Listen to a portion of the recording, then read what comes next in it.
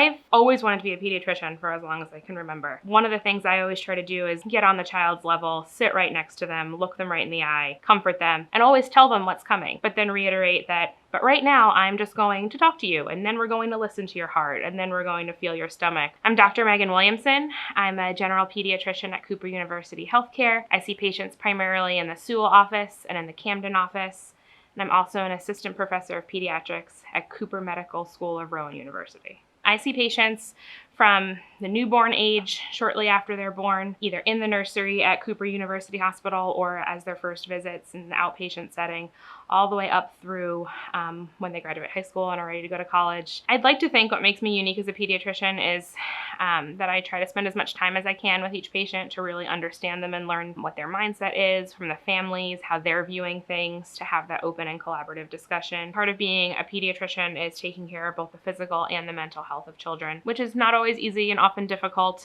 I think one of the biggest things that we try to keep in mind, and I try and keep in mind specifically, is that parents know their children best.